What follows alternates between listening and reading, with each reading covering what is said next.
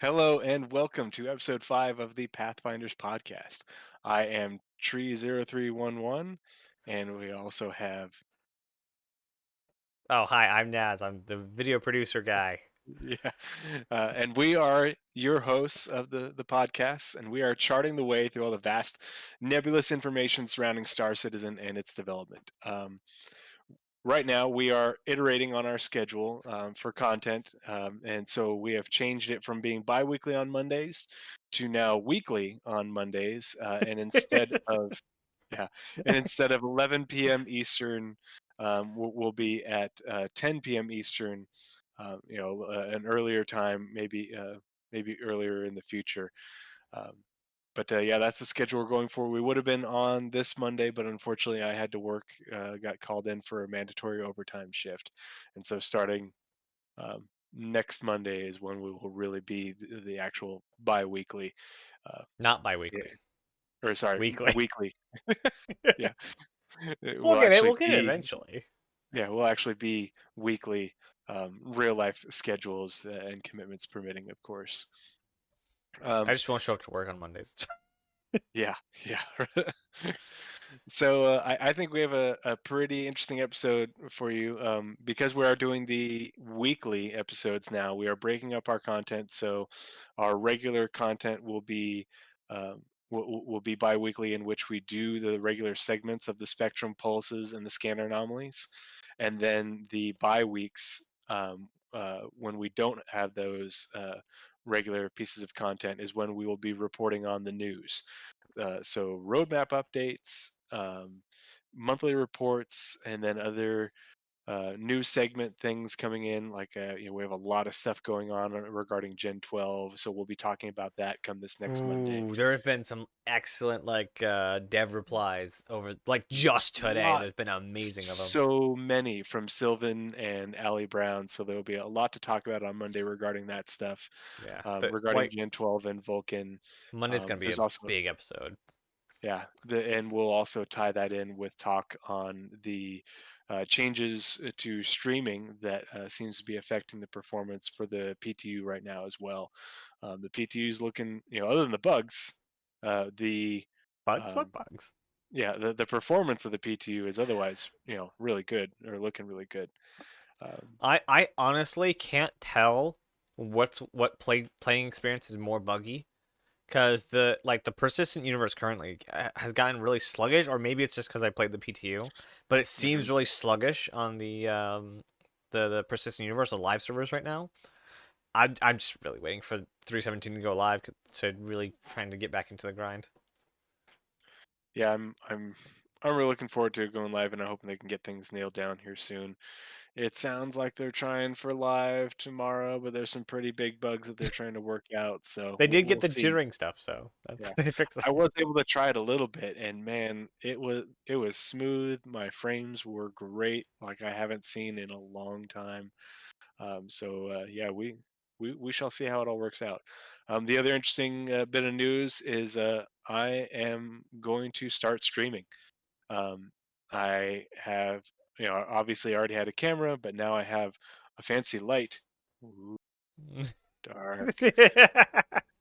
And I got a second monitor off to my left, and so I'm going to start streaming on Twitch. I'm going to go for Sunday nights.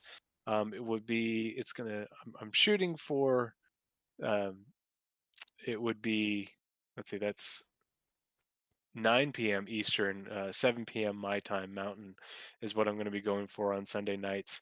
And just I did it because I've been enjoying doing this, but I also wanted to play more, and I have twin sticks that I haven't even gotten a chance to use, and a Tobii eye tracker that I haven't had a chance to use, and so I wanted to document me fumbling through all those things for everybody else's entertainment, while also taking questions in chat and just talking with the community. So Do you have a uh, link for them? I don't have a link yet, but I will be posting it in the. I do have Everyone, a Twitch account because I'm logged in right now, but yeah. I will get the link, and I'll have that in the show notes and the description on YouTube and stuff. And Okay. I'll be posting when I go live, same places when we go live for this. Yeah. We'll probably link your channel every time we go live. Hmm. Um, whether that be in the chat or whatever. because we're Let's watching it on see. my channel, so they already get to come here. So we need to make sure they get yours as well. And that's another thing we want to do is on the weeks where we might have a slow news week on our bye weeks is Nazeris want and I want to do some joint streaming, party up and go do things in the first, have some antics, and talk about things. And Othmion just dropped my link in chat, and yes, that is me. Ha ha At least I hope ha! it's true. I've had the account, but I've never actually streamed on it that I can remember, or at least not on purpose. If you want some help with the graphics, I can help. Yeah, yeah, I definitely gonna need it. Definitely gonna need it. But yeah, and so that's the plan going forward. We'll see how it goes. But we have a few very interesting segments this evening. Things that are kind of tie together pretty well. I Accidentally, think. yeah. Yeah, not on purpose, ironically. And so we'll get right into it. Our Spectrum Pulse, and the name of this episode is Crusader, Orison, Capital Ships. Oh my!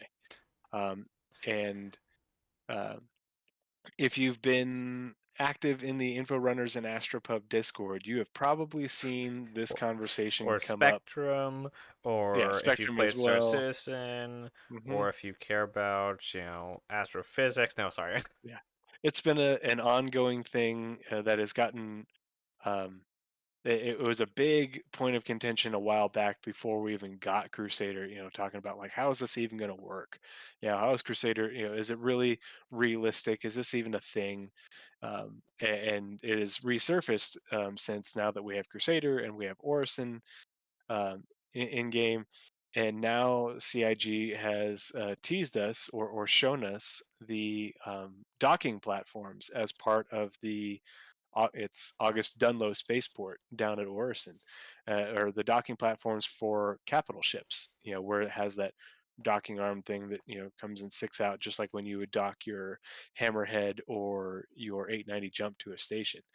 And they're showing us, the exterior, the interior of what that's going to look like, and so that brought up a lot of discussion of, okay, well, wait a minute, how the heck are how do capital ships get up and down to Orison? It's if for all of us that have played, every one of us should be painfully aware of the travel time to get down to Orison from space, from PO, and then even worse, back up. Um, and so there's a lot of questions, and there's been a lot of interesting discussion that have followed it. I have my own opinions, but we're going to present this objectively, so that way you can see the information that we have. Um, that I've got some good citations and everything, as well as some information that I pulled from the internet regarding it. And so that way you can come to your own sort of decision or opinion about what you think about this direction. Um, and actually, Nazareth, are you able to pull up that our screenshot shower thing that you've had before? Because I have the monthly report linked in Yep, the show notes. yep. If you wanted to pull up that shot and show it on screen, that would actually be a pretty good backdrop to use to talk about. All right, there we go. And hopefully all this works. Go. There we go. Wait for it. Always got to wait for the delay Yeah, broadcasting to Twitch. yeah, that's fine. I mean, I'm showing you in Discord. You have the Aha! yeah. Perfect. That looks great. Thank you.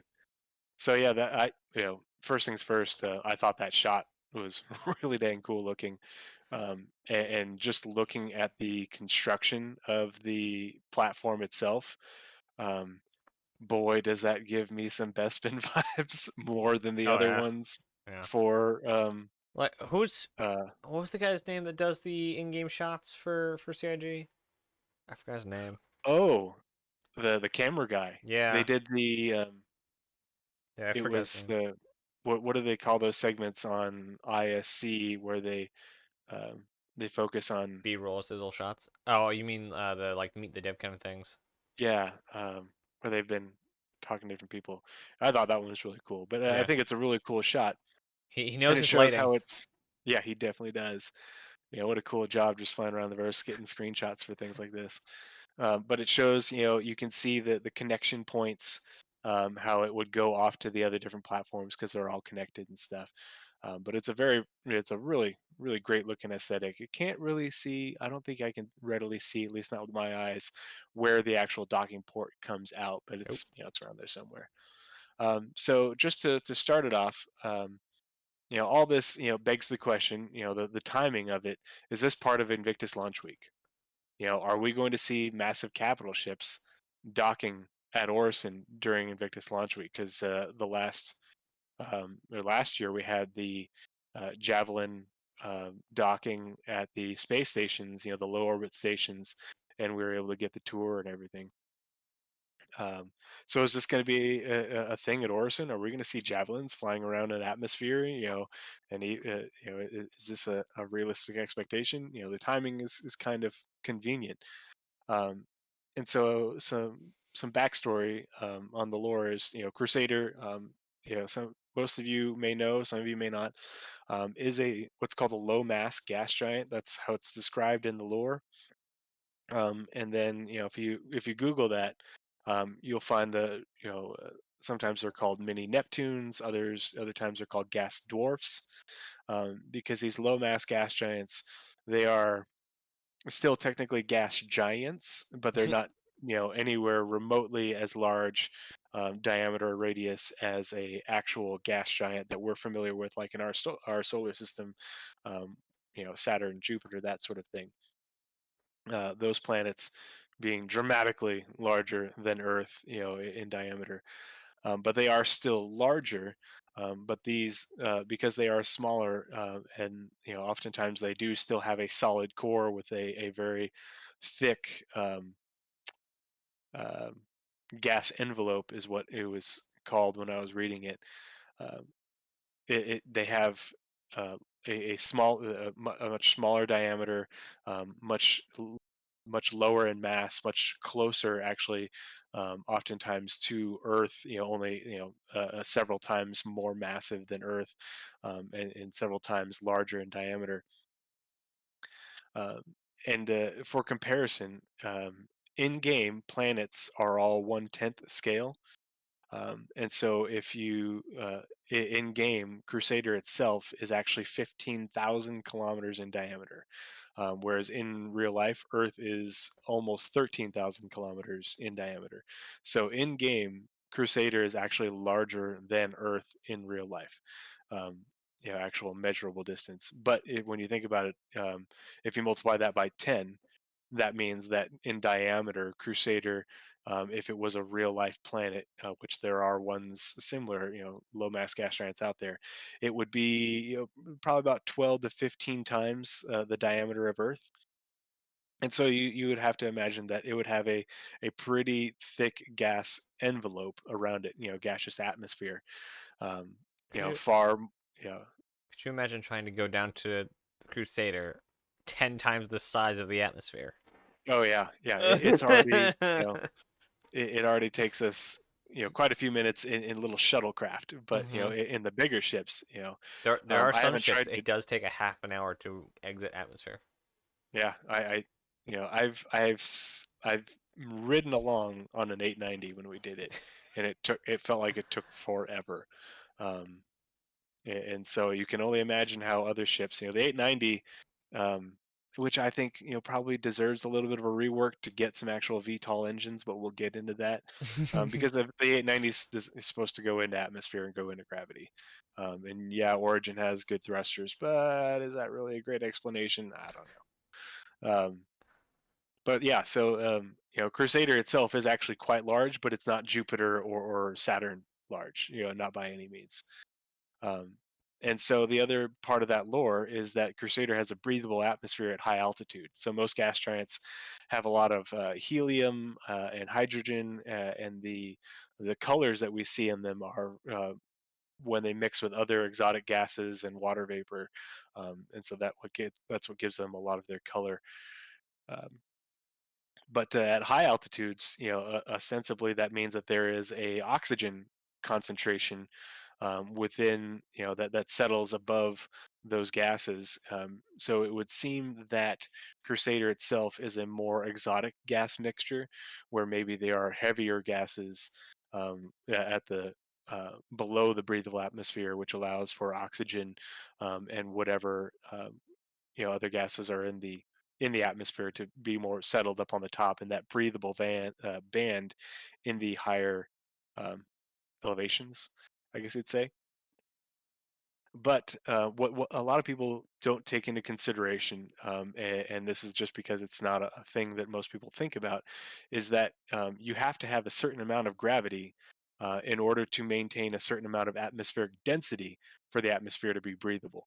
So you could have, 21% concentration of oxygen, but if your atmospheric density isn't enough, you won't be getting enough actual oxygen molecules to keep you alive, but B, you won't have enough atmospheric pressure in your lungs to keep your own bodily fluids from filling your lungs up.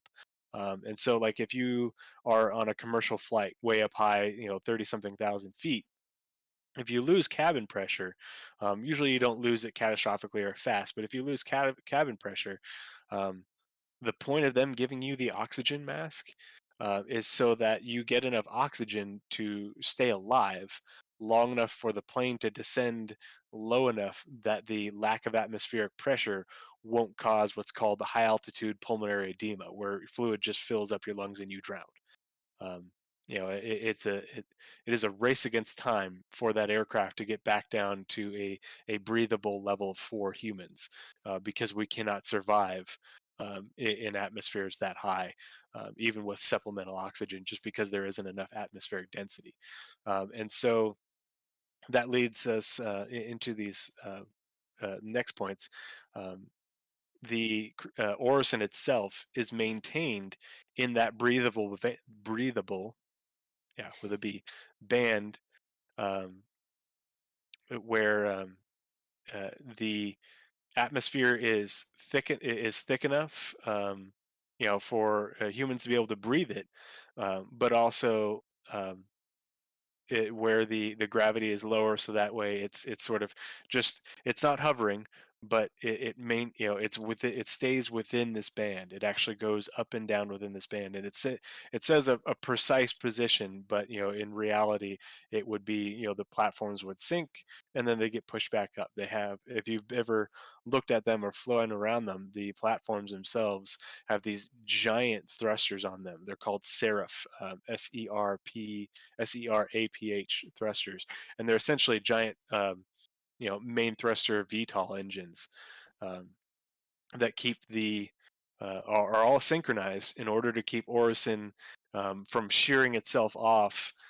as it settles down into the atmosphere, or when it rises back up.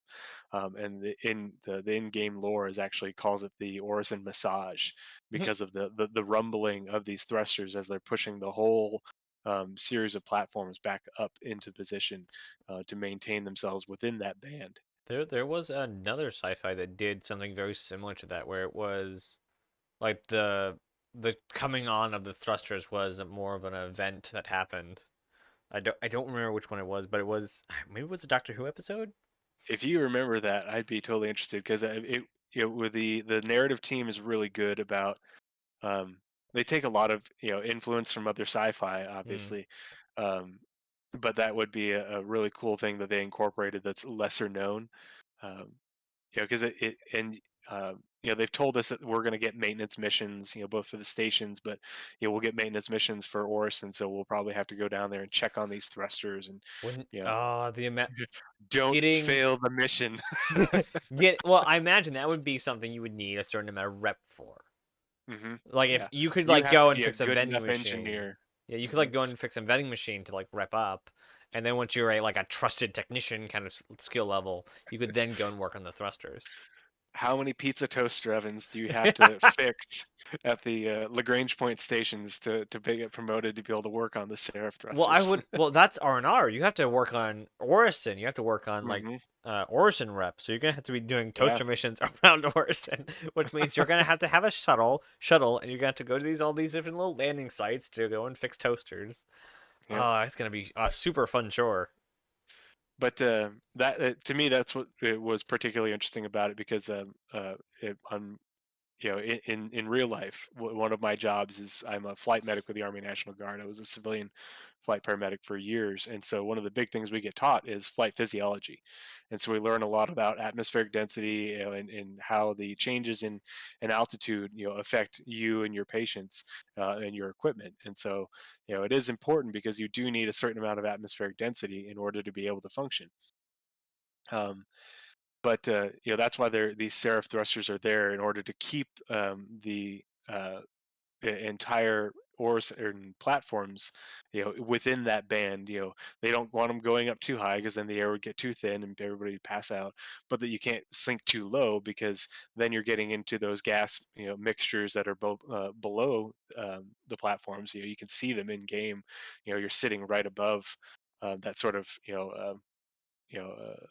Area where they mix, and we don't know what those gases are. They could be highly toxic. If Orson settled too low, you could be in for a world of hurt. Um, but moving on a little bit further into the lore, the reason that Orison and the UE platforms that came before it are built where they are is because of that breathable atmosphere. It's not just because of the low gravity. The low gravity helps for getting making it more feasible to get large ships down to those repair docks to be repaired and out back into atmosphere after they've been repaired or after they've been manufactured. But it's that breathable, why can't I say that, breathable atmosphere, that is what significantly reduces the costs of working on these ships. And I put a link in the show notes. It was a Spectrum dispatch about Stanton from quite a while back. And it says being constructed in open air allows the cost of these ships to be reduced by almost 40% on the back end, which is often passed along to consumers. Often, space capitalism. Yeah. Um, but it makes it really interesting because they um, that the workers are able to work without being in full on breathing apparatus. They're not floating around in zero G, so they can probably work more efficiently. But it is the direct quote from the lore that it is the being able to work in open air is what allows the ship construction cost savings to occur. Ship construction, but also ship repair and everything. Um, so that led to a lot of questions, regarding, okay, is this just hand wavium, or is it even possible, is this even realistic? And if you frequent the Info Runners Discord, you've probably chatted with Gizmo Gomez 47 and Tecton. They're both very active in that channel. And Gizmo Gomez actually has a background in astrophysics, like that's what he went to school for. And so he and Tecton, being a geologist, is apparently really good with numbers. And so the two of them, after a lot of heated discussion within the server, decided to, okay, let's science the shit out of this. Let's do the math and figure it out. And so they tried to talk, those of us who were participating in the conversation and following along. They tried to talk us through it, but they ended up making a spreadsheet. There's no way I could explain the spreadsheet, but I have it saved. If you have questions on it, I'm going to upload it and save it in the show notes. But if you have questions on what the things mean, by all means join the Info Runners Discord, and Gizmo would be happy to break it down for you. He's a really good guy, gal. I don't know. Person. Yeah, person. Um, but basically, what it came out to is that the math does make sense with a pretty wide Nice. range of low mass. So the way I understood the conversation is that they looked at known low mass gas giants, gas dwarfs, and what their mass was, based off what we what NASA knows. And they had a pretty decent range, based on the size of these planets. And they took those ranges and they basically worked through them, um, and able to say, okay, if it has this much mass, and we know about how big the diameters are from this range to that range, they're able to find out that um, for a pretty wide range of masses, that you had a pretty decent range where the atmosphere would be breathable for humans, at a gravity around 30 to 40%. Um, so low gravity, making it feasible for, or much more feasible for these platforms to be, you know, uh, floating, in Orison's atmosphere, but also have a atmospheric density that is breathable by humans. And depending on the mass and the gravity and everything, is what fluctuated the um, density of the atmosphere. But it's pretty legitimate, and it legitimizes what we already know. That coming from Sherry Heiberg, the archivist, she has a background in astronomy. So it is conceivable that she knew this going into it, and maybe it was hand waving before, but she altered it or something. But it's pretty legitimate now. There are other things that people have mentioned with like wind shear. um, I don't know anything about that, and I won't delve into it. Ostensibly, Uh, if Orison is, you know orbiting or rotating around the core of the planet with the rest of the atmosphere, I don't know how it would have wind shear, but that's another argument for another day. But it was pretty there's a fascinating lot to of me. fluid physics for that one. Yeah, yeah, way above my pay grade. I do statistics. I don't do all this physics stuff. Yeah. Yeah, because um, it would depend on the heat getting to the planet, the rotation of the core, the rotation of the city, and the rotation of the clouds. Interaction of the Yep. gases. Yeah, You it would know, take a legitimate like college level physics simulation, or not even college, like the college simulations that like you continue, like Harvard continue work simulations. The people who are developing new meteorology equipment, that kind of simulation. yeah. And so there's there's definitely some hand wavium, padding in there, in order to make it real. But the fact that, okay, that this is a real thing, and maybe the atmosphere is a little bit thin, but it's the 30th century. I'm sure we have supplements. You come up with your med gun and give you a shot when you get off your ship. Okay, now you're essentially blood doping, like if you were going up to a town, going vacationing in the Swiss Alps or something. Yep. So this explains how Orison sits in the breathable band, and how it would have about 30, 40% gravity of Earth, allowing for those thrusters to keep Orison, floating. Um, but how do we do know that the atmosphere is still really thick. It's still a long trip down, and 30% of gravity is still gravity. That's still gravity. So how do capital ships get down to Orison, to be repaired, like we know they are in the lore, or even constructed, back in the days of the UEE, and with Crusader now building their large ships. Um, we do know that they build the um, Hercules there, but ostensibly we can assume that their other larger ships, like the Jupiter, are also built there. Yeah. We just probably won't ever see it. Yeah. Um, Technically, like the Jupiter is built there, but we yeah. just may never see a physical Jupiter. hmm Um, and so, but we also know that certain ships, like the Javelin, which is what kind of led us down this discussion, is, hey, could the Javelin actually go down to Orison and dock as part of Invictus launch week? Um, could the Javelin actually do it? Because 30% of the Javelin's mass is still a lot of mass. 30-40%. And the Javelin does not have any VTOL thrusters. And so I've linked it. I've put a picture in the show notes, from a transmission, back in the 310 patch cycle. It talked about flight improvements, regarding atmospheric flight, with the initial implementation of some thruster efficiency curves, as well as the aerodynamic stuff.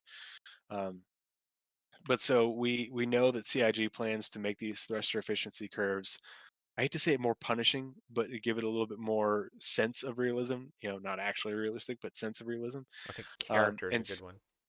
yeah, give it a bit more character.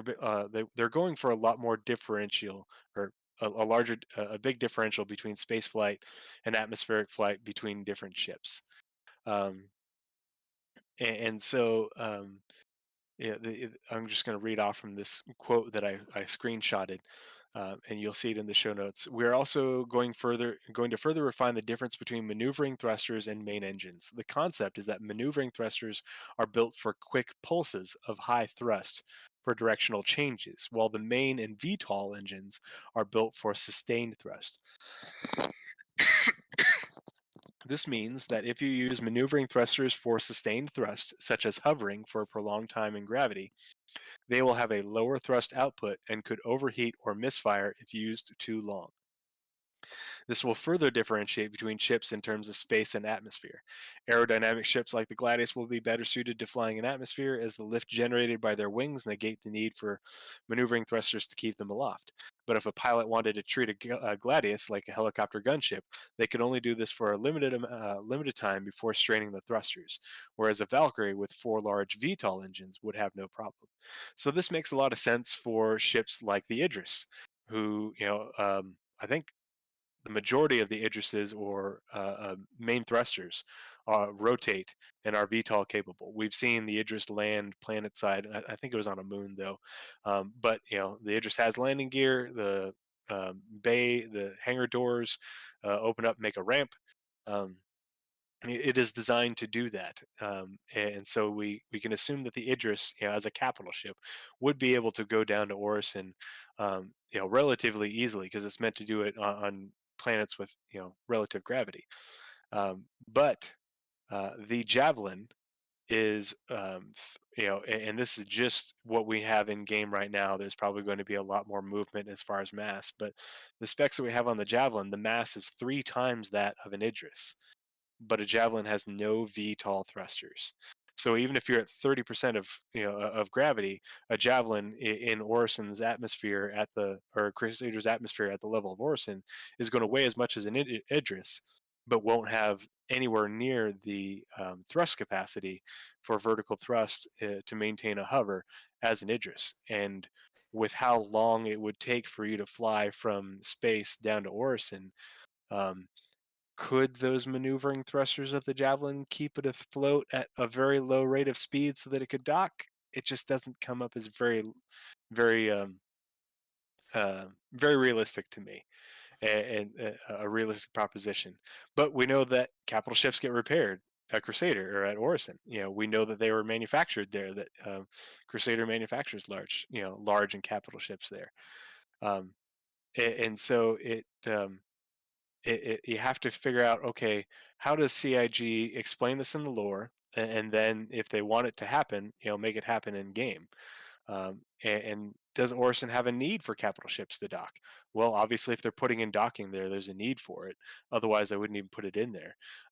Whether it's delivering cargo, or maybe you're in your 890 jump mission. I mean, you could think that VIPs would definitely want to be transported to Orison, considering how scenic it is. It's a Hmm. big tourist trap. So our oligarchs, traveling across Stanton, and the UEE in their 890 jumps are definitely going to want to dock, at Orison, as well as, um, with Quanta, or Quantum being introduced, and repair being dynamic. Uh, if you're able to get your repairs done in atmosphere at 40% or 40% cost reduction for your large or capital ship over what it would cost if you were having those repairs done at a station, in space, it might be worth it for you to make that trip on down there. You may cost you some fuel, but as long as you can make the trip safely, you're not missing half your engines or thrusters or whatever. It could very well save you a big chunk of money, because we can assume that those repairs for those big ships are going to cost you some money. Um, the other solution to, if your ship is damaged, we have the Argo SRV. It is a space tugboat, space tow truck.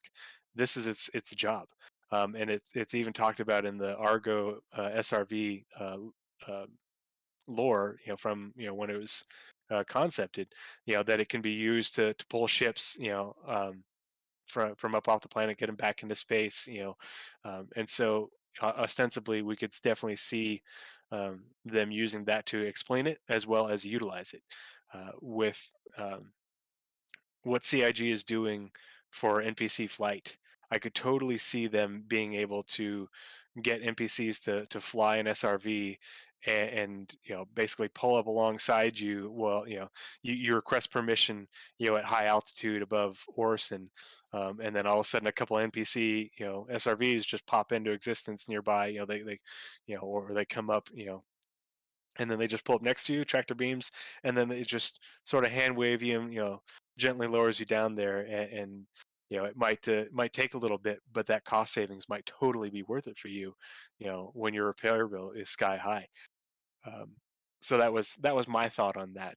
The other thing I was thinking about was, okay, once you're docked, how does your ship stay afloat?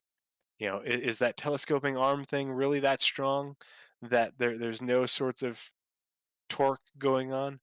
um, and maybe your ship just has to maintain its thrusters on, and they just plug you in to Orison, or maybe they could just have little autonomous VTOL thruster drones that latch onto your ship, and or Seraph, things that are floating. Who knows? Um, but I think that it's a based off the information that we have and that we know, what we got from Gizmo and Tecton, the lore. I think it's a very reasonable proposition that we could have capital ships docking at Orison, um, with assistance, and whether they make that assistance happen in, and this is capital ships not meant for going in atmosphere. We saw the Odyssey has VTOLs, and it's a capital ship. It's the newest capital ship, and it's definitely meant for landing on planets with gravity. And it has MISC VTOLs, and MISC we know has Xeon influenced thruster tech. Um, your the Carrack, isn't a capital ship, but it has VTOLs. The Idris has VTOLs. I'm sure we're going to see other ships, large ships that are going to have VTOL thrusters for doing this. But things that are larger than that, those are the things we have to consider. Is it realistic for the Javelin? Is it realistic for a whole E or D? You know, an Endeavor. Who knows what else to do it? Maybe not unaided, but I think it's very plausible for CIG to make it happen, either hand wavium or um, yeah, Othman Carrick is not a capital, but it does have VTOLs, and so I think it's a good breaking point for, hey, Carrick and larger. A lot of them are going to have VTOLs when if they're not released already, they will have them when they release, or they might get reworked to have them to make them more capable when these thruster efficiency curves become more of a thing. Because with the 890 being as big as it is, um, things could get real ugly real quick for 890 owners, if they only have maneuvering thrusters. And that could be a pretty quick fix for CIG to put some fancy Origin VTOLs on there to make it a more capable ship in atmosphere. I hope you guys can't hear my kids screaming in the background. I haven't noticed if it Apparently he was. just woke up. Oh. Yeah, luckily the microphone is pretty only sensitive to me, but sometimes it'll pick things up in the background. But that was my thoughts. Is All right. using the Argo SRV, maybe autonomous VTOL things that attach to your ship, because they are planning on having repair drones. Why not just have a VTOL drone? Like Six Homeworld. of them attached to your ship. Exactly. Yep. And they just go bloop. And Yeah. it's just an animation, and it makes it look cool. And that way you can turn off your ship and makes it believable. CIG uh, has put in more effort into less important things, I think. Yeah. So I do have one But image to tack on the end of your little discussion here, and oh, that an image, is cool. an image. Yeah. So I looked up the original concept for the Javelin, Hmm. and if you look into the stream, it has VTOLs. It has thrusters, and that's the No, it thing is we has have this. VTOLs specifically. Oh, the old, yeah, the Yeah, old the one. original concept Yeah, of the Javelin the had VTOLs. God, the OG Javelin. Oh boy, that is So the lore may 2013. be running off of this concept. It could be, except we had the javelin specs in game, and we have the C. We've seen the javelin. We know Yeah. it doesn't look like that anymore. But Yeah. I couldn't yeah, see if it was javelin has VTOL confirmed. no, And no, no. if Original confirmed. yeah, It's been reworked since. Like the yeah. freelancer lost its VTOLs as well. So I kind of wish the freelancer would kind of get that back. I thought it was cool looking, but that would probably be a lot of work for him. Um, but um, I mean, I don't think CIG is going to rework the javelin to make it um, have VTOLs and landing gear this late in the game. But I think that they could definitely, and I think it's a realistic thing given where Stanton is and given the history and stuff that this should be a thing for javelins, and whatever else comes. We know there's going to be more ships. We know there's going to be more capital ships, um, whether it's the player ownable ones that we all hope and dream about, just add a rotor. It's or fine. yeah. So I have on screen now the new model of the javelin, Oh, good and job. Thank and you. there's a strut there instead of a giant rotor. Hmm. So at least according to the shape language, no, they are not. They're not VTOLs currently, Yeah. and there's Um, only the one set in the front. The back ones don't look like they. The back ones tho- definitely do not rotate. yeah, those are main thrusters, and we know the how many of the maneuvering and retro thrusters it has just because we have the specs that were data mined. Hmm. Um, and I'm pretty sure those little wings aren't going to generate enough lift. Just saying. But I mean, I'd have to smoke a whole lot of hopium in order to think that that would be enough to get it to fly in atmosphere. But the javelin is a destroyer. We're probably going to have more frigates and more corvettes. We know that the stretch goals included a cruiser and a battle cruiser. You know, does the where do the where does the Bengal and the Pegasus go to get their repairs? Who knows? Maybe Orison isn't feasible for them. Maybe it is. Synth World. I don't know. But I think the idea of using SRVs is you know as far as an in-game mechanic would look super cool, and it's something that they have planned for players to do anyway. Um, and being a ardent Argo fan, I want to see it happen because more Argo, more better. The little Argos that could. Um, but yeah, that's just my thoughts on it. But it was an interesting thought exercise, both from partaking into it. Um, partaking in the discussion, but also listening and following along, not listening, but following along with Gizmo and Tecton and some of the other guys, you know, um, guys and gals, going through this thought exercise. It was pretty enlightening, and there's a lot of really good ideas going back and forth. The links that I have came from other people. I was taking notes. And so I really appreciated the back and forth, and I know it got a little bit heated sometimes, and hopefully I didn't rub anyone the wrong way. But to me, these thought exercises are the best part of the the waiting game, while we're waiting for 317 to go live. Um, but yeah, that's about all I have for the Spectrum Pulse. Um, and as was thanks for pulling up those shots and everything. That definitely helps to illustrate it. And we can put those pictures in the show notes as well, just to illustrate these things. And the Um, one last little note I have on here, mhm. how many tabs ago was that? Was the image was the name of the image was Orison Platform Variety. Orison platform variety. Is that the one in the monthly report, right? Yeah, yeah, that's the name of Okay. the image. The sun So has gone down, so I so need to readjust my so either light up thing. it's a variety of the platform, or just like we have the what are the names of the platforms we have? Um, this is how many times I go to Orson. What are the names of the platforms that we currently have in the game? Oh gosh, there's a lot of them. Um, I am on. Are you talking about the platforms at Orison? Yeah, yeah, they have Uh, names to them. Um, yes. Hold on, let me scroll up. So there's a lot, but it's actually they have good screenshots on the SC Tools wiki. Mm-hmm. There's the Magna class Halo, the Paulus class Halo, um, Pearl class platform, Envoy class platform, Prestige class platform, Prestige worldwide, worldwide, worldwide. Okay, so the platforms we have access to are Providence, Dunlow, August Dunlow Oh, Spaceport, you're talking and about the ones that we Cloudview. can Yeah, land yeah, on. yeah. Well, Yeah. no, those Okay. two, those are good too. So it could August be that this Dunlow. is the Variety named platform. So this is named the Variety platform. It could be. Mhm. Just saying. Yeah, who knows? I don't want I'm just saying the name of this image was the platform Orson platform Variety. Was that capitalized? That's a great question. I have too many tabs.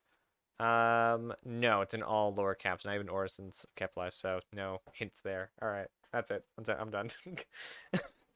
Enough I'm just side watching the noting. stream on one screen, and it looks like my light's really bright on the stream, but it doesn't look like it on the ninja thing. It looks fine from here. Like I Okay. said, my camera is Oh, I think it just now caught up. I've been okay. adjusting the lighting. Okay. Now that the sun's down, I do have a window over there. But yeah, that's all we have for the Spectrum Pulse. And um, as always, if you have any questions, if you have any comments, if you have any suggestions or links, anything that I missed, I know there's a lot of lore on Orison, and so I just sort of summarized it. Please let us know in the comments on YouTube.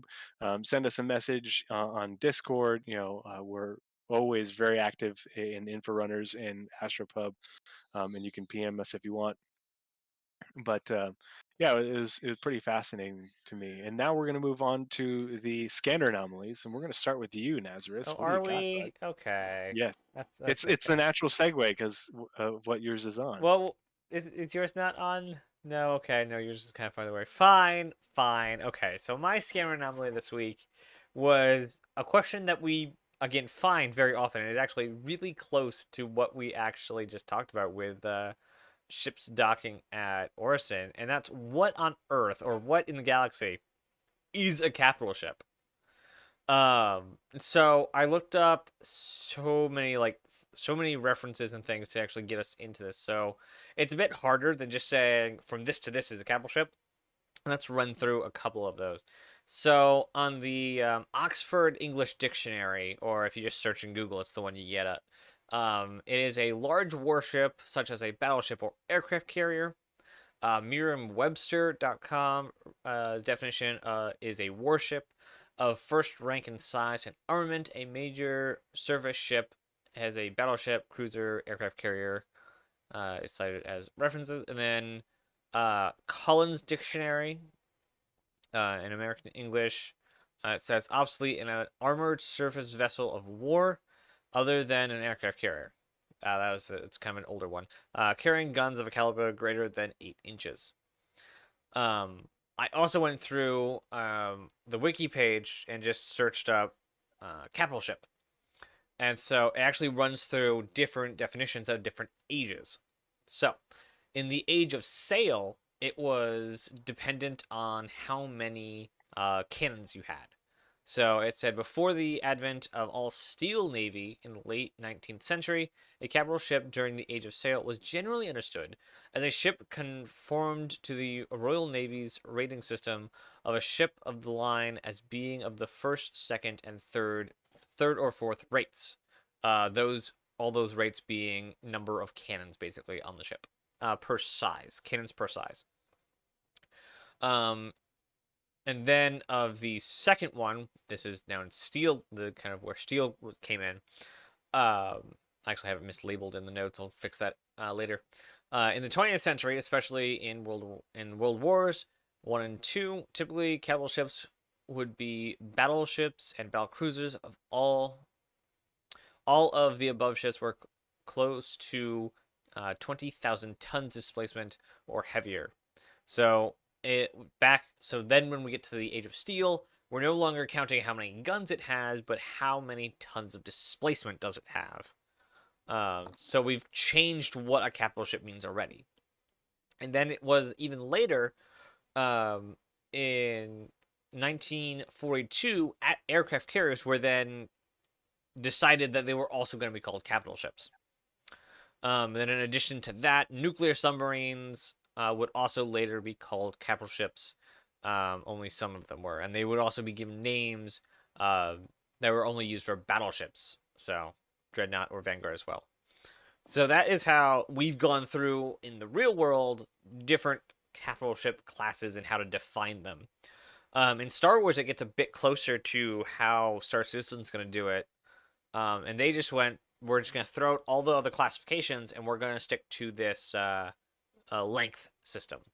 So capital ships, again, much like Star Citizen, have corvettes, frigates, cruisers, heavy cruisers, star destroyers, and battle cruisers. And those go 1 to 200, 2 to 400, 4 to 600, 6 to 1,000, 1,000 to 2,000, and 2,000 to 5,000. And those are... It's interesting that Star Citizen seemed to very much mirror the Star Wars classification system, one of the at least biggest, by name. biggest differences. Well, those are just classes. Mm-hmm. We also have carriers, which they didn't define in the article I found for Star Wars. Because Star Wars definitely has a lot of carriers too. Mm-hmm. So those are all capital class ships. So there's, I don't know how exactly to word the different class hierarchy, because there's the class of the ship, aka corvette, frigate, and then there's the class being it is a capital ship, or designation, I guess. Maybe class and then designation. You would know better. These are Navy terms. You're closer to that than I am. And so we don't really have in Star Citizen, we don't have a length determiner for class. So we don't have a frigate is X length. Mm-hmm. We more have a it is this purposed. And so we have stuff like the 890 jump being 205 meters is called a capital ship. The Polaris being 155 meters is a capital class. The Idris being 255, the Javelin being 480, the Bengal being 990 are all capital class ships. So what the SC Tools wiki has is just anything over 150 is capital class. So we may have, like, that is the only, and that's, I can't even find a reference for that being the thing. And just to give you guys, if I can actually find the page here, the difference between a Polaris and a Retribution, which are technically both capital class ships, is this right here. This is the difference between, this is the range we have so far for capital class ships. It is the Polaris and the Retribution, so the Polaris being, again, at 155, and the Retribution being at 2,789. You can barely see it. Yeah, so in my personal opinion, it's too big of a gap.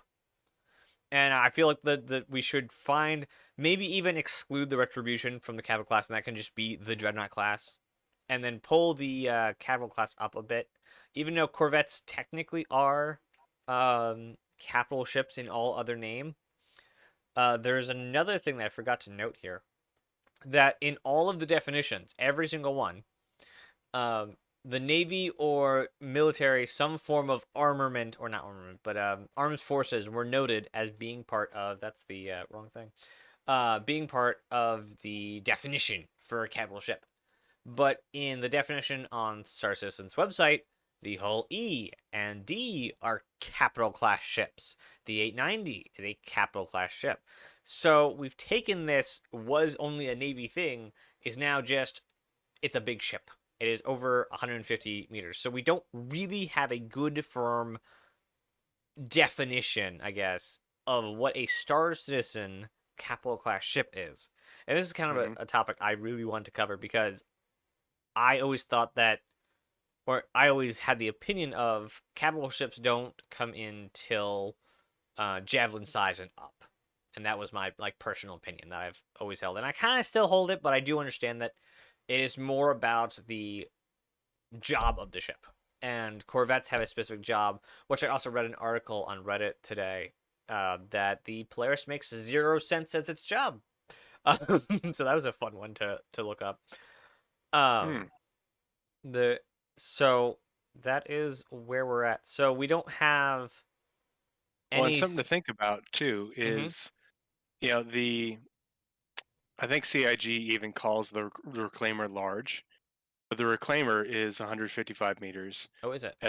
and so is the Polaris. But the Polaris is growing. We don't know how Yes. much, but we do know it's growing. By a good little amount just to fit everything in it. But the Polaris also has multiple capital class components, whereas the Reclaimer only had the one. And Othman brings up a good point in chat. And this is his opinion, but if it's got more, he says if it's got more than one capital class component, then it's a capital ship. And we know that the Polaris is going to have multiple capital class components. I think it was the power plant, uh, the shields, and the cooler. I'd have to look it back up. I saved it somewhere, but I think it was at least three of them are going to be capital class components. Um, as well on top of the radar. I'll have to look that back up, but I know it's going to have multiples, and it's also going to be above that 155-meter length. Mm-hmm. Um, and now I'm trying to remember the 890, and I don't own one, so I don't spend too much time thinking about what it has. But and for some reason, SC Tools isn't working for me right now, or to show up all the specifications. But how many capital class components does the 890 have? I'll give you that in about 3 seconds. Um, close. So that's interesting that you bring that up. But there is also I'll call it a problem with their naming scheme. That until Star Citizen, the Hmm. designation has always been given to military-based ships. Yep, So let's see, capital class. What is capital class? What size is it? Is it specifically size size C? 4. Okay, size 4. It has power Size 4. plants, coolers, shields, Okay. quantum So it drive. has multiples, and it's good size too. It's probably still bigger than the Polaris, It is, even yeah. when it gets bigger. Um, but that'd be interesting if and we don't know why CIG says capital because the capital class docks aren't just on capital class ships. The Hammerhead has one, and so unless Well, it's they're supposed to be a suddenly going, Corvette. is it Capital. though? Once you call something a Corvette, it puts it into the capital Yeah. uh range. Hmm. So, like But I it said, doesn't have any capital class components. They're all it's over the place. yeah, they have all sorts of weird definitions that cross way too much without actually giving a good firm this is what this is. Hmm. Um, and we're actually missing a lot of classes for ships, like job classes. Like, was it point ship? Was one that I came across that was someone was trying to say the Polaris should have been a point ship, but it doesn't, and so it's broken in its current design. Hmm. The Hammerhead has size 5 guns, but no size 4 components. So, not capital class components. So it's not. And then Yeah. it's how Same with long? the Nautilus. And No then capital class and it's components. only 120. The So Percy. calling it a Corvette, which it does, the career, oh no, the role is Corvette. Okay, is it's smaller than a Corvette though.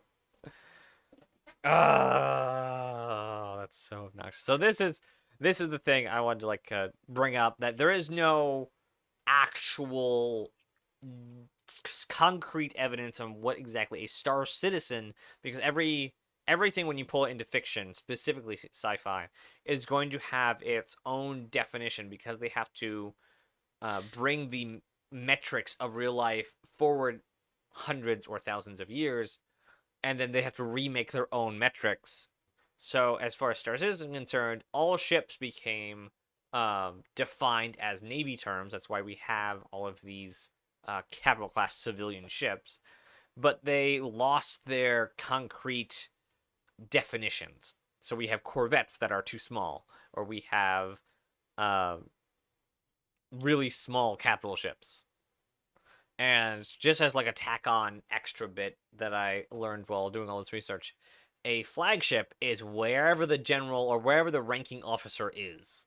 It is not a specific ship like a you can have several Bengals, but there's only one flagship, and Hmm. and the flagship is almost always not your biggest ship. Because your biggest ship is your biggest target. So your flagship is probably a smaller frigate or corvette, and it's just wherever the ranking officer is currently standing. If the ranking officer took a shuttle from one ship to another ship, the flagship name would transfer. Hmm. So just as a thing I learned while going through all this, and I know it's a bit shorter, definitely shorter than the Spectrum Pulse, but that is what I learned this week in trying to define a capital ship. It's pretty interesting to me that how closely the Star Wars one that you put in Mm-hmm. mirrors what CIG has for sizes, Mm-hmm. as well as naming for what's in capital. Like, cause in Star Wars, a Corvette is a capital ship, and it says 100, 200 meters in length. Polaris Corvette, 155 now, going to be a little bit bigger. And then frigate, the Idris fits in that frigate range. Cruiser, well, that in Star Citizen it is a destroyer, Is there but something? fits in that range. Um, and so it obviously it gets a whole lot bigger, but I thought that it was interesting that they uh, maybe that was part of their influence for how they came up with it. Who knows? Yeah, I But wonder if it, there's it would a. be awfully coincidental. So, getting a quick scan to this other article I just pulled up. Ship of the line, which I assume I'm reading this very quick scanning. I may be completely reading this wrong. They were smaller ships. So, Ships of the line were big.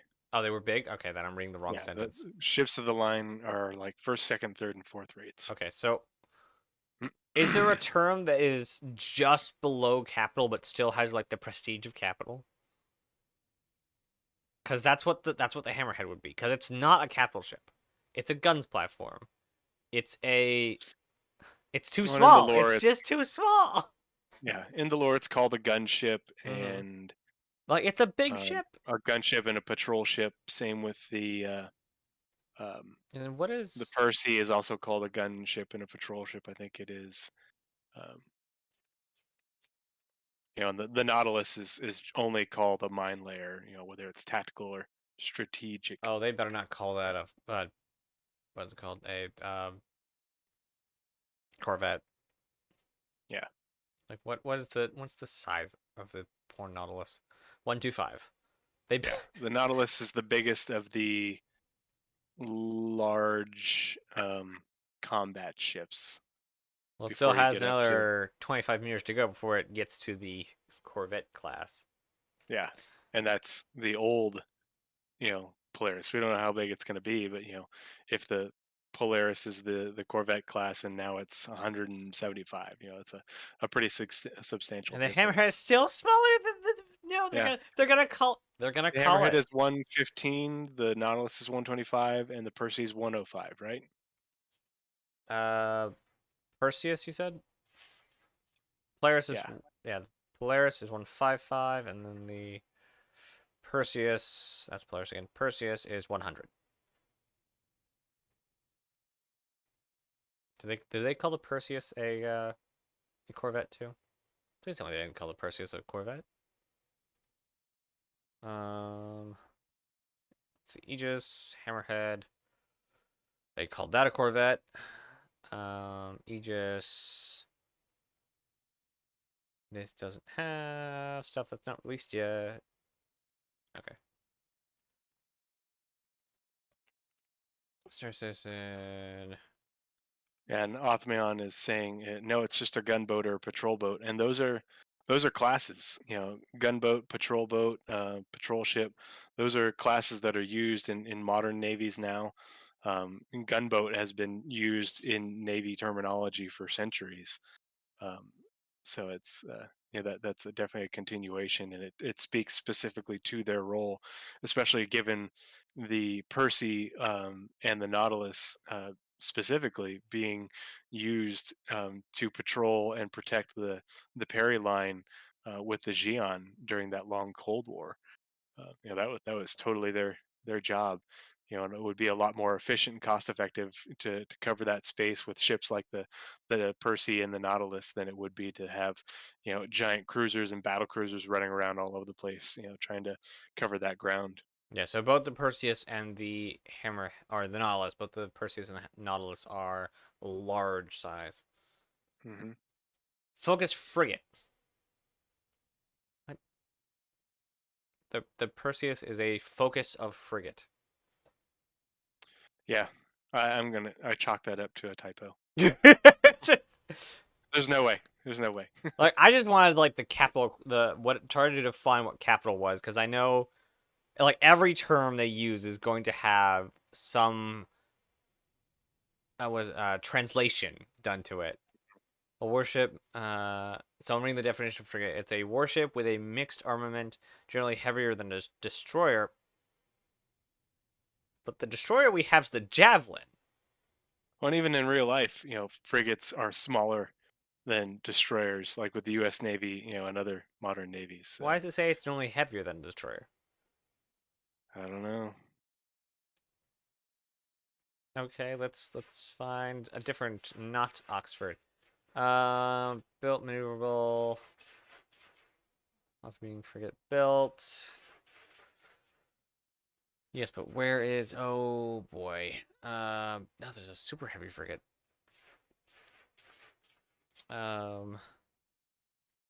That's gonna take a lot more reading. So I'm just gonna not do that reading for now, and I may come back and I may do another. I will probably do another scanner anomaly for classes of ships, and why CIG has it all wrong. Why does CIG have so many not astrophysicists, but astronomers, I think is what it is.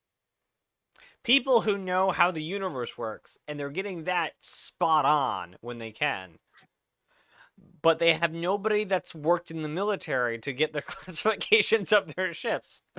Yeah, hire me, CIG. Like, you, I'll sleep on Disco Nubifier, Lander's new like... couch.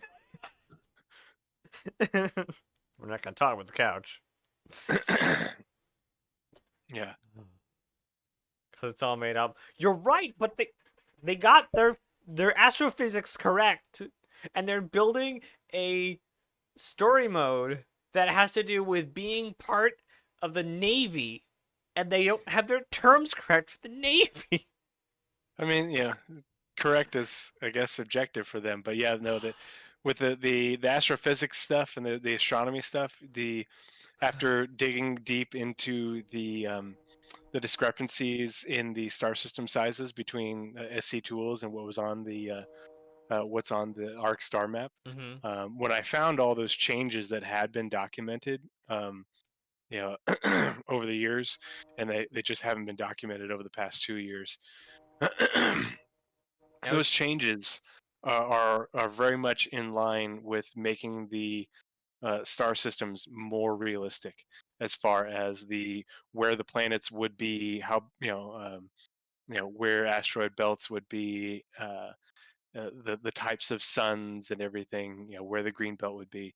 And so Sherry is going through and she's redoing someone else's work in order to make it, oh no, this we gotta fix this. Yeah. I This think one's too she's small. The putting a sun needs to lot be more. farther away. Yeah. This one needs to have more mass, or larger diameter, that sort of thing. And I yes, was looking off me more at on, the. like, they do change. Like, that was one of the points. Like, we have to like adapt these, but they've lost all meaning. Like, frigate is now a class and a focus that we just read. It's no longer this is what a frigate is. It's basically the same way we have music genres today. You can come out with a metal album and call it Christian music. It doesn't really matter. It's just whatever the heck the band wants it to be. They could call it a pop single, and it'd be a complete album of death metal. It doesn't matter. There's no one to tell you what it is. So Aegis could come out with a railgun, just a railgun ship, and call it a touring vessel, just because that's the kind of just that's just the kind of like space we're in. So it's just it's just upsetting. It's just upsetting, and that's not even like that wasn't even the point because the point was trying to define capital, and it's apparently anything above 150 is the clearest we can get to. Cool. Well, if you don't have anything else on that, I don't as well, and Could we rant can. for longer, but no, I'm good. We'll move on to the Uh, our last part of the segment, my scanner anomaly, and this one just it happened spontaneously from me reading lore because that's what I do. I haven't I read enjoy. this, but if you get something wrong, I'm gonna have to fight you on it. um, but I always go back and I reread a lot of the lore just because I find it really interesting. And like Paul Shelley, Astropub Shelley, um, the bartender at the end of Twitch or wherever, always says lore influences gameplay, and it is so incredibly true. The lore is not silly, contrary to what some people might believe. Um, and this is one of those things where I just sort of happened upon it. And I'm like, you know what? See if this This works. could be lore stuff that could definitely influence gameplay in the future. Maybe not soon. Um, Didn't give a link. maybe not soon, but it could definitely be a thing. And so I don't remember how I stumbled upon it or why I was rereading it. I think I was doing stuff, researching the war against the Vandal, and I was rereading the lore on the Caliban system. And so Caliban was initially found on accident by Ashley Gone um, when she stole her family's ship in order to escape her family or sorry, I'm reading the wrong one. My bad. Found by Ashley Gunn in 2341 when she QT'd to escape pirates in the Null system. So she was traversing the Null system. She was attacked by pirates. She fired up her QT drive and just jumped. Which also points to, hey, maybe you won't have to. We're eventually not going to have to align to specific things. Yay! But she just jumped to try and get away from them. And when she came out of quantum travel, she scanned the area to see if they had followed her or tracked her down. She's looking for more pirates, but she found an anomaly nearby her, and it turned out to be the jump point to Caliban. Um, so she immediately returned to back then it was the United Nations of Earth. It wasn't even the United Planets of Earth or the United Empire of Earth. It's still United Nations of Earth. Can I just say I Um, love the UNE logo? It screams Art Deco. It does, and it just makes me think of The Incredibles. Okay, then I go. we were going through a phase. Yeah, Again. yeah. But so she returned to the UNE, and this is me reading from the lore, so I might have the timeline might be wrong, whether it's UNE, UPE, or whatever. But she named the system after her father. And so when the UNE Pathfinders got around to exploring Caliban, they found an abandoned human settlement on Caliban 4F. So that would be one of the moons around Caliban 4, which is a gas giant. And the settlement had a lot of valuable ore there. It had been abandoned, but there's a lot of valuable ore there, and so it showed that, hey, wait a minute, Ashley wasn't the first human to find this system. There were people there before her, and ostensibly because the value of these ores and whatever else they were finding or working on was the reason at least part of the reason that they didn't tell the UNE, hey, there's a system here, there's a jump point here, we're going to sell you this information. Maybe the information wasn't the most valuable part of the system. And so that got me thinking, how many other systems are there that have been found where the person who officially found the system and is officially given credit wasn't the first human being to go to that system, wasn't the first person to discover it. And so I did a cursory search just going through the lore that we have on SC Tools and the links in their citations.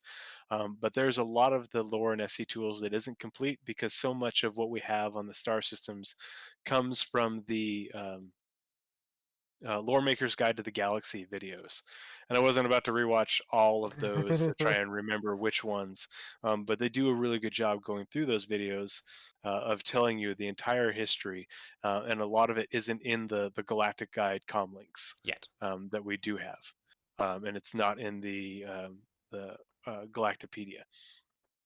Yeah, so if you are really interested in the lore of the star systems, go and watch those videos. I really enjoy them. I've nerded out on them, but I obviously haven't committed them all to memory. But the one I was able to find three additional systems, four including Caliban, where the official credit was not the apparently the first person to find or explore the system. And the next one that I want to talk about is the Helios system. And so the official record and the official credit for discovery of the Helios system actually goes to the advocacy of all people or of all groups. And this is the only time in the history of the advocacy where this has occurred, where they've gotten credit for discovering a star system. You go, And so the guys. yeah, good job, you know, way to go, Space FBI, you know, tread on me harder and find another star system. Um, but yeah, so the advocacy agents had been assigned to track down a particularly elusive group of outlaws in the Odin system, um, and so they were trying to track down these outlaws that have been attacking these mining convoys. Because the apparently the coil and the areas around that, and I forget the name of the asteroid field there, is pretty valuable, or at least was at some point. Obviously, Shubin is there mining. We know that from Squadron 42, so we know that there's some valuable mining there. But these outlaws have been attacking mining convoys in the Odin system, and the mercenaries and security that these companies were hiring, they just couldn't track them down. They hit them, they'd hit, and then they'd run, and they'd just disappear. And they thought that maybe they're hiding out in the coil. They found some secret path through the coil that they could safely navigate. They just couldn't figure out where they're coming from. Well, so the advocacy got on the case, and they were able to backtrack them, and they realized that these pirates had discovered a jump point to another star system. And so these pirates had a base of operations in the Helios system, and were using that base of operations in Helios to hide. And they just go through the jump point and attack these mining convoys, and then return back to the jump point with their spoils. And you know, uh, I'm gonna guess that's a really old lore piece. it could be. I would have to go back Odin and is look at the nowhere exact date. near Helios right now. Is there no jump point? So we have Odin over here, and to get to Uh-huh. Helios, it's Nyx, Pyro, Stanton, Magnus, Oh, see, I uh, didn't go through and look at all of Tanis, them. and then Helios. They're on literally the other side of the Empire. So it must have been another system instead of Odin. I'll have to I go like and Nyx is see what they there. Nyx is retconned. right there. Can you zoom in for me Yoop. to Helios? Oh, Helios. Okay. Helios. Helios. We have Ellis. No, we have Tanis, Genesis, Charon, Tile, uh, and Gross or Mm. Goss. I'll have to see how they retconned it, or what they changed, because I think that was from the old Galactic Guide. Mm-hmm. I didn't go back and rewatch the Lore Maker's Guide video, but it was it was in the lore. But they talk, to me that's pretty cool. These pirates, instead of because they obviously can't sell this information to Yeah. the UEE. Hey, we want to say this information, but we don't want to go to jail. Can we go to a few years, knocked off our sentence, that sort of thing. But so they used it to their advantage. They discovered a star system, and they didn't tell anyone because they knew you'd use it to continue their piracy operations and be more successful. The next system that's like this is the Horus system, which was officially discovered in 2528 by Marie Santi. Um, so this is the one where um, Marie was running from her family. She was escaping her family, and she stole a ship, or stole her family's ship in order to escape her family. And for years, neither she nor her ship were seen. That she just fell off the map. There's no record of her anywhere in the UEE for a number of years following her escape from her family. Don't know why she was escaping, but she escaped. Um, so there's a lot of speculation that she accidentally found a jump point to the Horus system and spent years alone in this system charting and exploring the entire system. Because when she finally did come forward with her discovery and her claim to the UEE, not only did she have the coordinates of the jump point, but she had basically mapped out the entire system. It had meticulous scans of the planets, the asteroid belts, the whole thing. And so instead of selling this information to the UEE and just selling the location of the jump point for Pathfinders to go through the jump point and then explore the system on their own, she did all the work and ostensibly got paid a crap ton more money for all the information because she's doing the exploring and selling that data.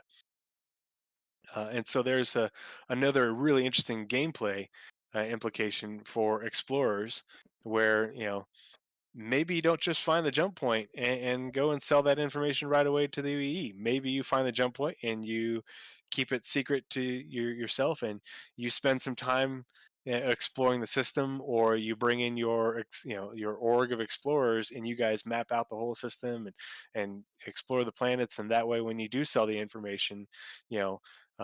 You get a lot more money for it, rather than just the jump point coordinates. That's a pretty substantial gameplay implication other than just, oh, I found the jump point and here's how to navigate it.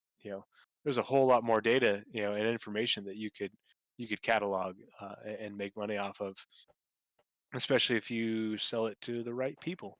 Yep. Maybe you don't sell it to the UEE. Who knows? Yeah. Um, Shubin wants to buy for yeah, sure. there's plenty of organizations and corporations in the uh, somewhat dystopian universe of Star Citizen that would be happy to go about that and you know go mine out a system and not pay taxes or something. Mm-hmm. The next system, and this is not not a completely exhaustive list. I'm sure that there are others, but the next one is the Nemo system. And so, a employee of a terraforming concern in the Fora system was apparently out doing routine patrols, um, and but he went missing while on routine patrol, and they sent out search parties and everything, and they're looking for him, and then all of a sudden he just magically reappeared, and oh, everything was fine. Sorry, had a malfunction or whatever. Um, but then promptly quit, and after quitting, apparently lined up a bunch of investors and started up a company um, called Nemoco, and then Very shortly original. after, yeah, well, the system wasn't found, and so named the system after the company that he had just founded and named. Um, but apparently, he made himself a partner in this company, found investors, and then all of a sudden announced, "Oh, we found a jump point, and it's an all-access jump point, meaning it's a very very large jump point." Oh. Um, but they didn't announce it until after the company that he had founded with these investors had bought up all the terraforming equipment at a super low discount price from the company that he had quit because they were terraforming a planet in Fora. Oh. So this company, has been terraforming in the Fora system and is struggling. They've got a bunch of debt. They need to sell all this massive terraforming equipment.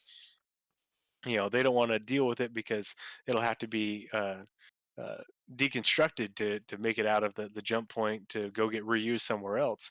And so they sell it on the cheap in order to cover their debts to a company, that one of the founders and the partners is one of their former employees.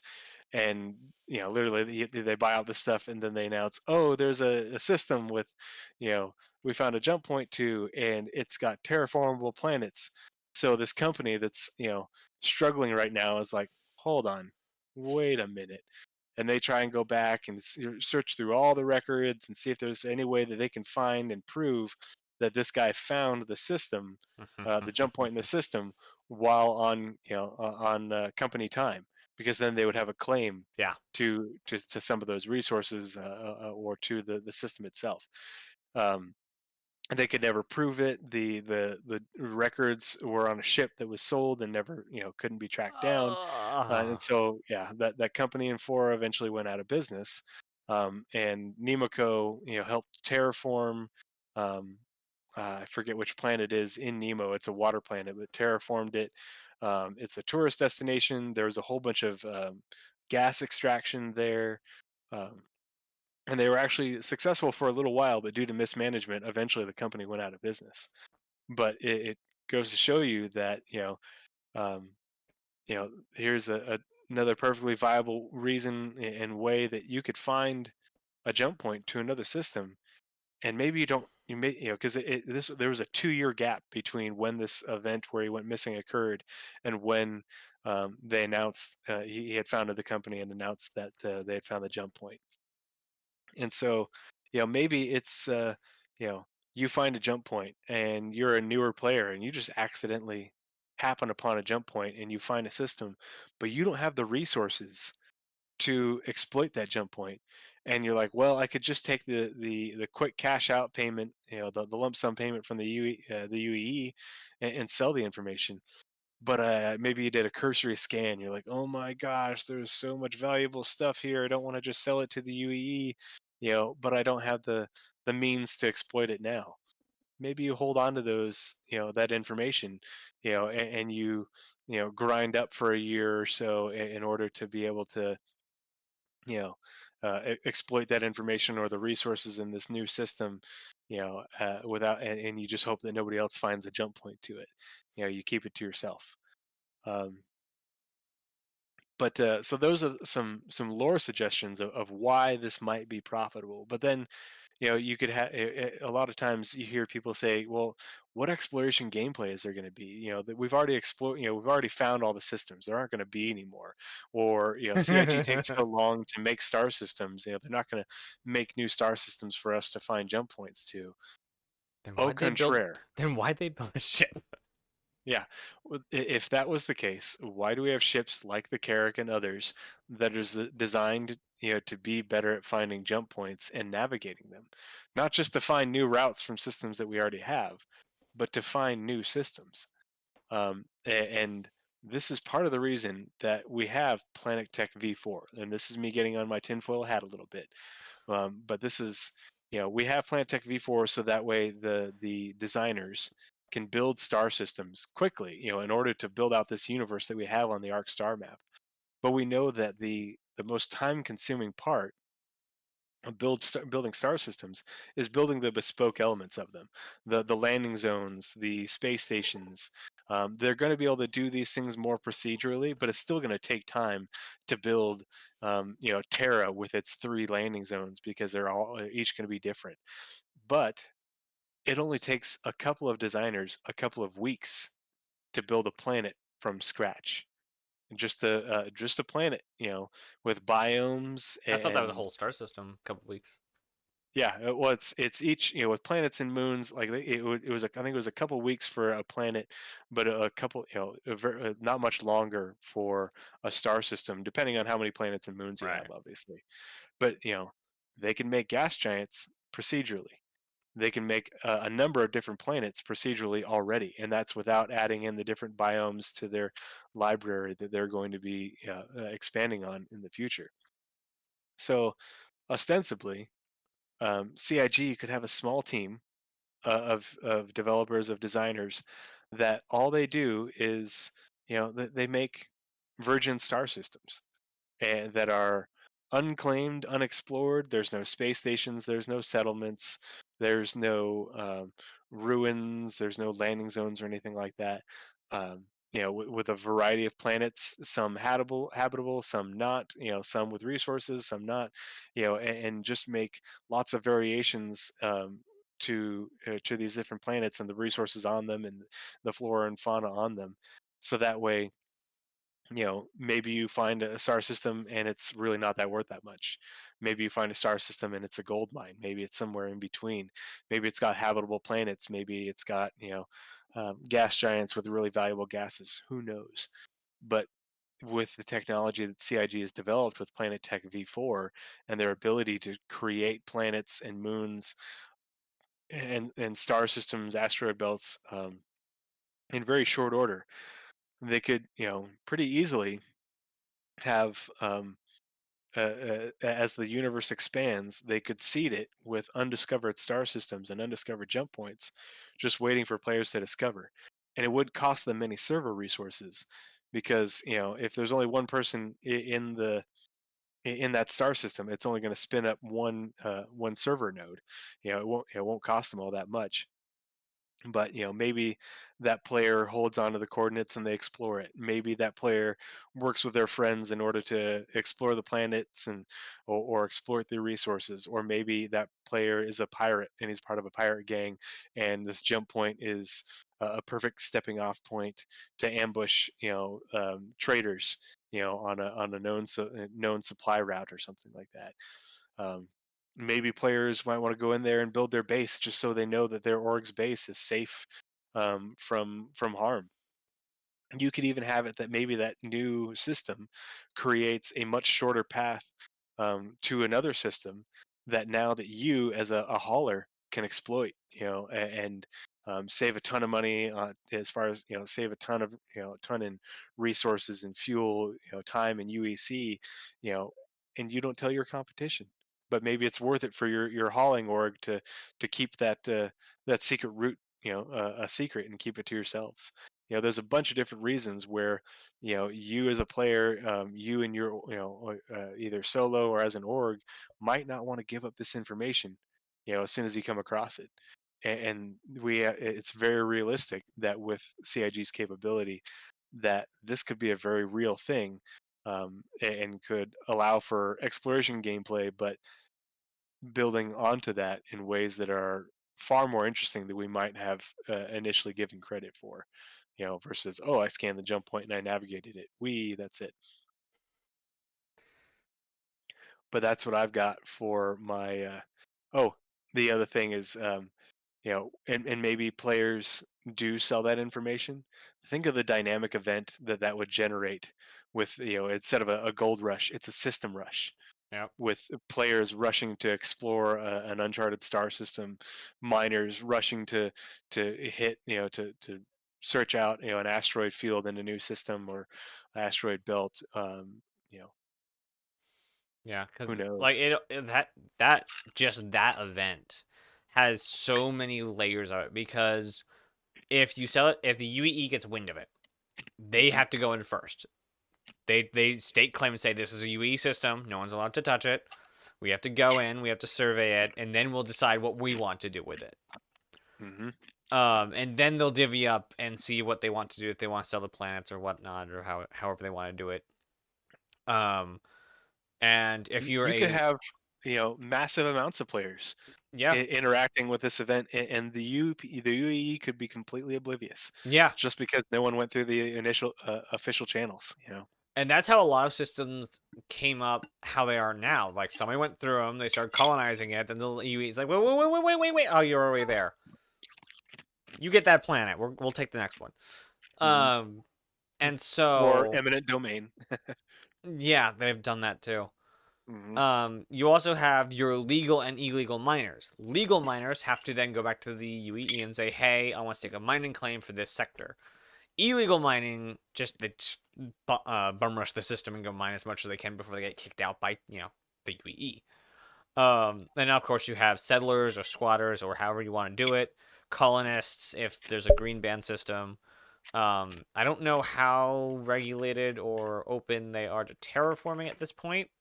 Um, I mean, there might be habitable planets. Maybe there mhm. wouldn't. I don't think we're going to be able to get terraforming on our own, but it could be something where, that could be a great in-game event where, we have to support a terraforming operation. Somebody found a new system. Yep. This is a terraformable planet. Um, the all all of a sudden terraforming platforms appear above it, and we need to bring supplies to it. Just like we need to Yeah. bring supplies to the Javelin in Xenothreat.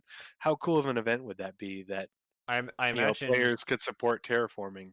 You know, I imagine it work a lot like functions with the UE would work. Like you don't get to control it, but you can have a hand in it. So I would imagine we would get to a point, not anytime soon, but a point, where you could hire as a very large org a terraforming company to come and terraform a planet. yeah, who knows? That'd be cool. So that's like I mean, and way I out even like there. the idea of Could you imagine um, shopping for plants to seed the yeah. world after the terraforming? Well, and if it's maybe it's found by a smuggler, you know, Yeah. um, and he that they can't keep the system all themselves, but it becomes a new lawless system within sort of UE territory, and you've got a new pyro, Mm-hmm. a new player made pyro, or a new player made null, or Now something like imagine that. player NPC finds a system, doesn't tell anyone, and just hoards his bounty there. And before he's able to enjoy it or pass along to his first mate, he dies. Like dies in Cap- real life. Captain, no, no, no, like Captain Flynn style. Like his entire horde is on this Mhm. one planet or island in the original book. Oh, and what if you didn't like as a player? What if you didn't like actually write down the coordinates to the jump point? It was Oh, saved on your computer on your ship, and you have yeah, your catastrophic failure yeah. for ship or whatever, it crashes. You die as a player. Or You even, or get even, regen. you crash on that planet. Yeah. Oh, geez. And yeah, so you have to live out. So you live out your days trapped on this planet, right? And Mm-hmm. so after that character dies and you have to make a new character, there's now a planet, a treasure planet. Like that's I amazing. I'm I just imagining oh.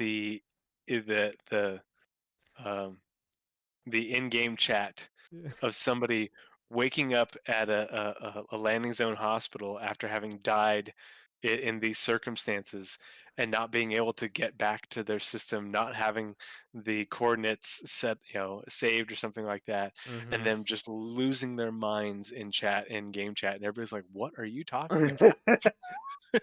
And I imagine global chat will turn to planetary chat eventually Hmm. because Yeah. thousands of people on a single chat is gonna be broken. Anyway, How also would you call for rescue? Because it's like, beacons. okay, Beacons are well, wider. but if the beacon is in a system that's undiscovered, No, you no, know, you're just screwed then. That's the yeah, risk you take. that the stories Uh that could huh. come from something like this would be Yeah. so incredibly epic within the gaming community at large. Mm-hmm. It just the ways, the different ways you could go, that it could go are when I was thinking about all this as I was doing the research, I'm like, God, you know, there doesn't even have to be any combat whatsoever in this gameplay, and it would be just so incredible and so dynamic and interesting, and could suit it. Just imagine different players' little light bulbs going off, and that little evil grin, like, no, it's my precious. I'm going to keep it. Why shouldn't I? Why Yep. shouldn't I have it? Yep. It's my system. But you also have like the possibility of international incidents by accidentally finding a jump point to a Xi'an system. Ooh. You Hmm. have the tragic incidents of accidentally finding a jump point to Vanduul systems. Banu don't care. You can find jump points to their systems all day, every day. Um, Accidentally make our way to the Krthok. okay, yeah, that I was about to say. Like another intergalactic incident Hmm. because the Xi'an don't want us to know about them. Yeah. Though, uh, Maybe some player will roleplay as space commie hippies like Levski, and they'll just set up their commune, or maybe the system gets discovered by, would we, maybe it's when we get to play as aliens, and somebody's role playing as a Tavaran, and they set up a new Tavaran diaspora, um, or in this hidden system or something like that. Yeah. Yeah.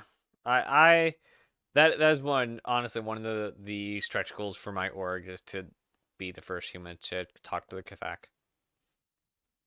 Like our goals are very wide. Basically, we have talk to Kathak is the end goal of um the exploration, and then cargo division's biggest goal is to be as big as Kovalex. Um, I think science would probably be to start inventing new plants. I haven't fleshed them all out, but yeah, basically, much of the that kind of gameplay is we have end goals that are mostly far beyond what most people think is possible in the game. Oh yeah. No, and just for variety's sake too. Yeah. When you talked about plants too, and that brought up when people say, and I'm not going to say who it was, but a certain someone said lore is silly. And if you go in the Galactopedia and you see the lore that the narrative team have written for some things that you think, okay, why did they write so much lore about a houseplant? A popular, because this happened as I was doing the digging, and I'm like, well, wait a minute, and I just started. I was like, oh, that's kind of cool looking, and then I read the whole passage, and I'm like, wait a minute, they've got like a page and a half on the story behind You start with the cactus. a the cactus thing. Okay, Yeah, yeah, I read that one the other day, yesterday. yeah, they've got a page and a half, about the story behind how this thing became a popular houseplant and where it came from. And it's like, and all I could think about is because I was, I'm like going through all this about, how exploration gameplay could lead to other things, in ways that, isn't just the conventional find thing, sell data on thing. Um, and I was like, oh my gosh, they're talking about science gameplay. Yep. This houseplant is science. They accidentally crossbred, two plants while bringing a native species from Earth to a terraformed planet, and it you know did whatever plants do in order to create a new species, you know, and that species became very popular for decoration. And it's like that's science gameplay. They're talking about science gameplay. Um, and they're talking about it right here in the lore, and they never mentioned anything official about it. But otherwise, why would they go through all that effort? To create an hour, a page and a half or more's worth of story about a cactus. The only other like kind of thing, and I don't know if they do this much work for it, but they are for different plants they do flares for them. Yeah, there's flares for them, but this is what when you look at the everybody talks about the Carrick med bay as just being the med bay. There's samples of plants in the med bay on the props. Mm-hmm. It's more than just a med bay; it's a science bay. The Endeavor is a science ship. It has modules for being a science ship. You know, what do you think you're going to be doing? Oh, I'm just going to grow crops on my Endeavor, or No, you have or one pair of science and one pair of biodomes. yeah, mm-hmm, yeah. I'm going to invent new plants to do new things or something like that. That is the science gameplay that people are not really thinking about at all because it hasn't been mentioned, but they're writing the lore for it right Yeah, now. because Seiji has not done the work for it yet, the designs for it yet, Hmm. and Or the narrative team was just eating some edibles and just started typing away. Who the hell knows? I mean, no, they narrative team is always the first to get onto a new mechanic, They are the because pioneers of everything in yeah, development. and I'm and convinced of and whoever said lore was silly like doesn't understand how this project runs, because it runs on lore. it. It was a very prominent content creator, and it was pretty entertaining. We shouldn't mention that though. Mention who it was, but Wait, was it bored? no, no, no. Was Don't say it. Don't say it. We're not going to knock anyone else. You know, no, people can have their opinions, but yeah, they can have their opinions.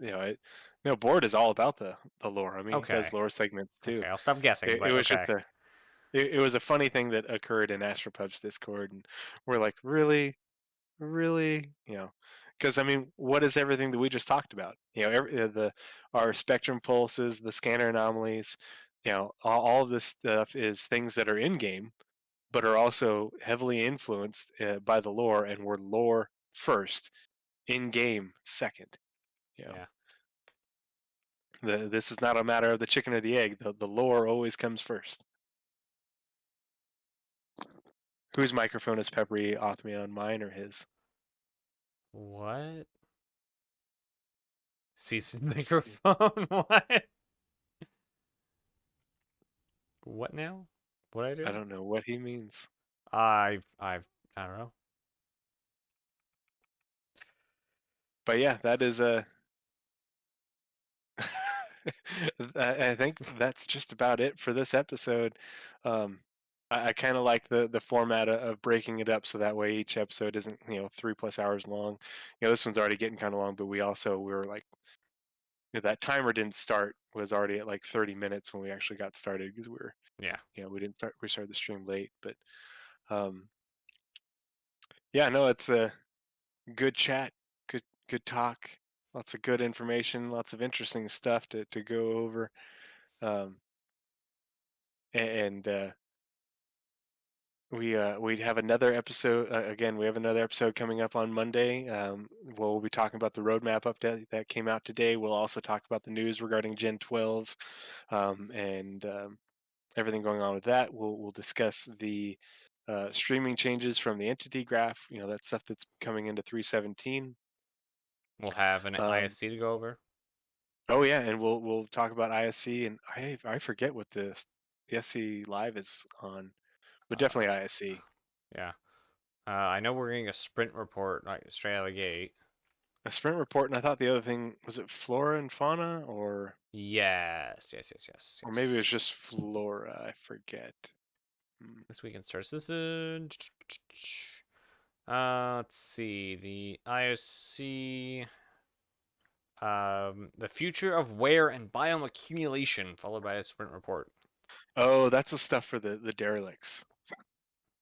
Okay, okay. So that's derelict stuff. Yep. And Oh, that should then be really cool. SCL game dev episode with senior concept artist Frederic Dupree. So that'll be cool. Hmm. Didn't we just Well, have awesome. a concept artist for when they Mm, started talking about the new Rex? He built a some type of a Rex scene. So okay, that's it'll be interesting. yeah. And again, I'll put up an announcement in all the discords that we always post in before I start streaming on Sunday. But that is the plan, to stream Sunday evening. It'll either be 7 or 8. It'll either be 9 or 10 o'clock Eastern. Um, but yeah, if you feel like it, please join me on Twitch Sunday evening. Especially if you have any hints, tips, tricks for flying dual stick or using the Toby. I'm going to be fumbling my way through it. Hopefully, it is entertaining, but hopefully, I can also slowly get the hang of it. But after watching all the videos of people flying dual stick and using Toby, I'm really excited to give it a try, especially with how performative 317 has been in PTU. So hopefully we will have good luck with it. And thank you for joining us in chat.